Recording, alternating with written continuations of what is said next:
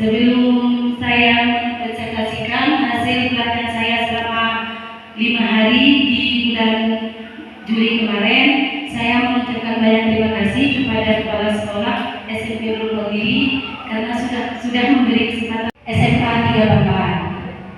Di sini saya mengikuti pelatihan tentang coding dan artificial intelligence dalam dunia pendidikan. Nah, yang dimaksud dengan coding di sini akan mengimplementasikan kepada semua pelajaran, baik itu pelajaran bahasa Indonesia, matematika, IPS, IPA maupun pelajaran yang lain. Peran AI dalam pendidikan itu yaitu meningkatkan efisiensi sistem pendidikan, baik dari sisi pengajaran, administrasi hingga analisis kemajuan siswa secara individu.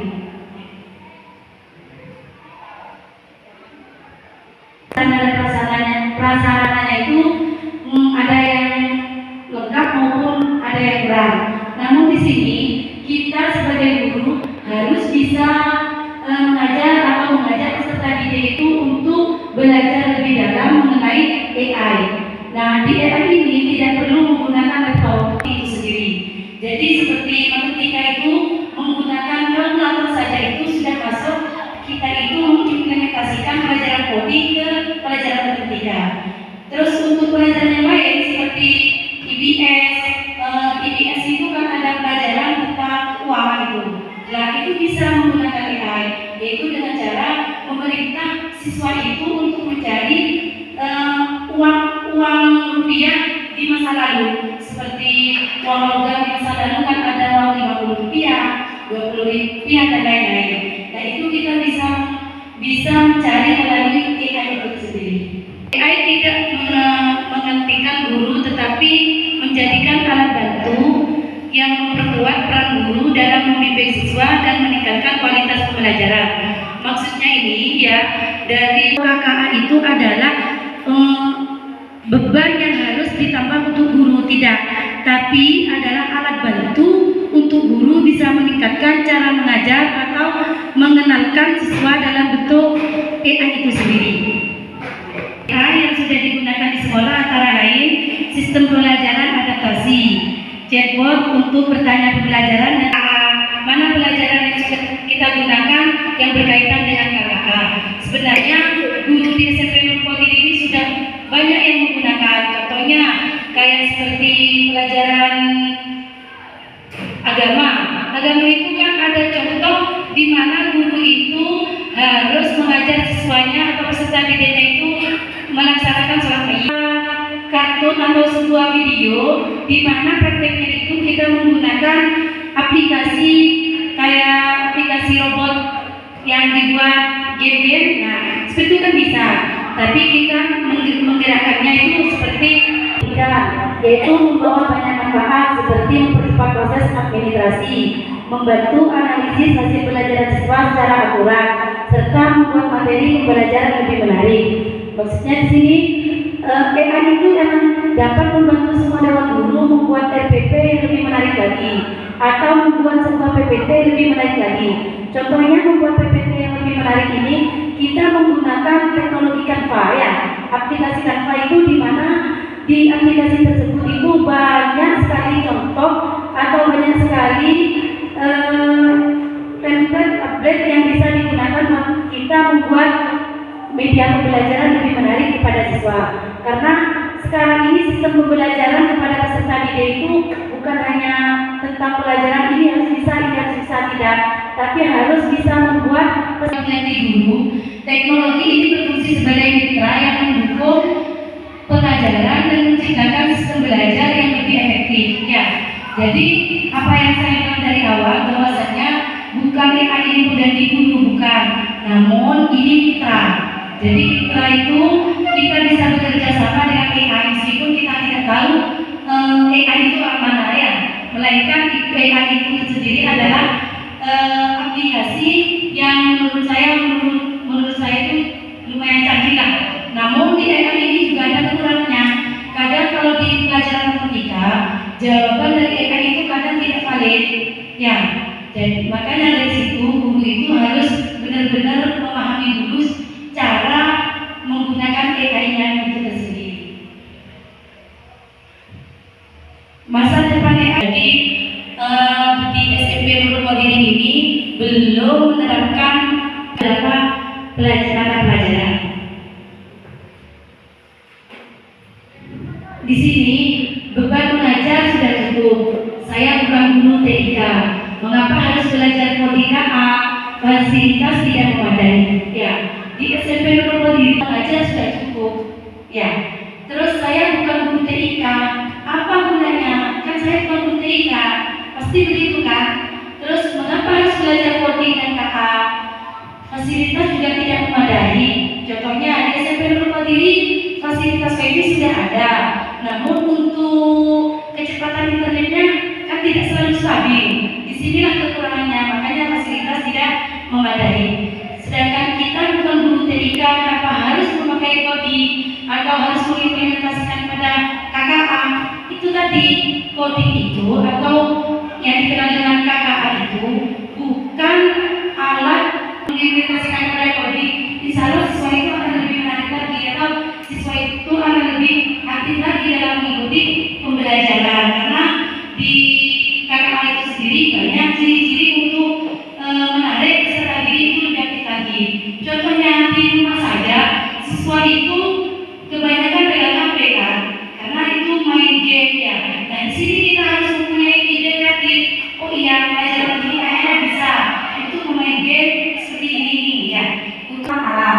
Jadi sangat banyak manfaatnya KKA ini kalau diimplementasikan kepada pelajaran IPA. Komputer ya, menggunakan uploadnya itu tanpa perangkat digital melalui permainan logika atau urutan instruksi. Coding adalah soal berpikir untuk sistematis dan praktek melaksanakan sholat baik. Kita itu bisa memanggil beberapa siswa untuk menjadikan alat. Si A, kamu nanti praktek saat rukuk. Si B, nanti kamu praktek saat pembacaan ini kan. Di situ sudah tertahu ini loh, KKA atau coding yang dapat diterapkan secara logika atau secara permainan. Apa strategi guru? Nah, strategi guru di sini membuat proyek sederhana menggunakan metode project based learning, dorong kolaborasi antara siswa, jadikan guru-guru, yaitu membuat proyek sederhana, terus menggunakan metode PBL ya dalam pembelajaran, terus menggunakan kolaborasi antara siswa. Jadi seperti belajar diskusi dalam bentuk diskusi, terus belajar di luar kelas, itu dapat mendorong siswa untuk belajar lebih aktif lagi. Coding dan KA. Di sini coding dan KA adalah alat bantu membelajar, bukan beban tambahan. Yang kedua, membantu siswa belajar lebih interaktif, kontekstual dan kreatif. Guru dapat perlu menguasai coding secara mendalam, cukup memahami dasar dan aplikasinya. Yang terakhir, dengan integrasi ini, siswa siap menghadapi tantangan dunia digital. Jadi di sini sudah saya paparkan bahwa coding dan KA itu cuma alat bantu pembelajaran, bukan beban tambahan untuk sementara ini. Yang kedua itu membuat siswa itu lebih interaktif lagi. Terus guru perlu menguasai coding secara mendalam. Jadi intinya kalau guru itu sudah tahu cara mengaplikasikan coding kepada pembelajaran itu sudah cukup. Karena di sini coding dan KA itu bukan beban tambahan, cuman membantu kita lah untuk bermitra. Sekian, terima kasih. Itu hasil 5 hari yang saya tanggapi dari pelatihan KKA selama di SMA di Bangkalan. Terima kasih. Kami sampaikan kepada Bu Minah yang telah memberi waktu kepada untuk menanyakan tentang kode ini. Yang ditanyakan oleh saya dan juga teman-teman guru yang lain, Bu. Di sini kan lembaga kita ini di pondok pesantren. Otomatis kalau pondok pesantren kita berwaktu. Kalau belajar TK baru kita bisa memegang laptop. Karena dengan HP pun kalau di pondok itu sama ketua yayasan dan semua pengurus tidak diperbolehkan. Karena dengan HP itu banyaklah mudaratnya seperti itu. Karena juga tidak bisa dikontrol nanti kalau dengan HP. Pertanyaan kami itu bagaimana untuk menerapkan kode ini kepada anak-anak didik kami. Karena kami juga kesulitan kalau tidak ada fasilitas seperti HP dan lain-lain. Karena tidak mungkin istilahnya 13 atau 16 belajar di lab yang ada. Walaupun lab itu ada sebenarnya satu ruang, tapi kan tidak mungkin dengan yang berbarengan 16 untuk seperti semua. Mungkin itu yang bisa kami sampaikan. Assalamualaikum warahmatullahi wabarakatuh.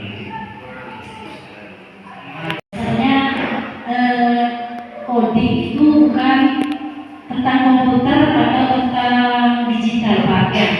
Jadi kita bisa mengimplementasikan itu dengan menggunakan sebuah permainan atau secara logika atau urutan instruksi. Jadi kita itu bisa menggunakan peserta didik langsung. Contoh kalau di pelajaran matematika, saya sendiri kan pelajaran matematika, Pak. Di sini ada pelajaran tentang bilangan bulat, di mana bilangan bulat itu yang terdiri dari bilangan positif, negatif, dan nol.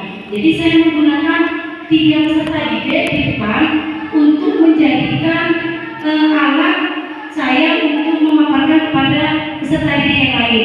Contoh si A yang sebelah kanan itu adalah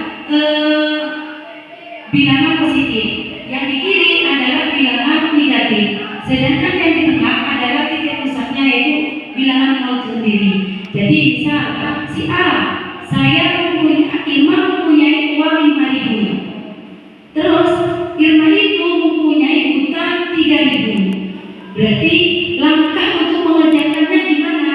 Jadi si A itu bergerak ke arah kanan 5 langkah, yaitu dengan angka nomor 5, angka bilangan 5. Karena tadi punya hutang 3.000, jadi si A itu melangkah 3 langkah ke kiri, sehingga mengetahui hasilnya bahwa 5 dikurangi 3 itu sisa 2. Jadi tidak perlu harus menggunakan HP.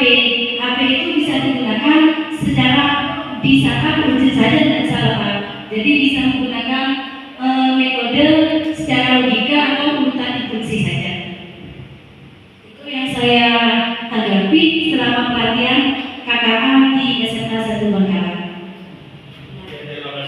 Ya, kita kan sebagai guru harus bisa atau tahu caranya ya menggunakan semua aplikasi yang ada di HP maupun di komputer. Nah, untuk pelajaran yang lain itu kalian bisa atau Bapak Ibu guru itu bisa melihat di YouTube maupun di Google ya, cara-cara mengimplementasikan pelajaran ini dengan coding itu seperti apa. Sudah ada semua. Terima kasih. Assalamualaikum warahmatullahi wabarakatuh. Saya sebagai guru BHI kebetulan di sini. Jadi saya sangat terkesan sekali dengan adanya coding ini. Ternyata banyak hal-hal yang perlu kita upgrade lah istilahnya. Ya, dan yang utama karena coding ini tidak hanya melulu tentang AI, tidak melulu tentang teknologi, tapi bisa melakukan apapun. Yang penting tujuannya itu adalah menciptakan pembelajaran yang menggembirakan dan cepat ditanggapi oleh siswa, seperti itu. Seperti contoh seperti PAI misalnya, kita bisa praktek sholat jenazah atau mengkampanye jenazah. Di pelajaran-pelajaran yang lain, mungkin di pelajaran prakarya atau apa, kita bisa membuat karya-karya dari sesuatu yang ada di sekitar kita. Nah itu juga merupakan bagian dari coding ternyata. Jadi menurut saya sangat luar biasa sekali, sangat membantu adanya proses pembelajaran dan ada. Semoga coding dan AI ini bisa diterapkan di sekolah kita. Itu harapan saya. Terima kasih.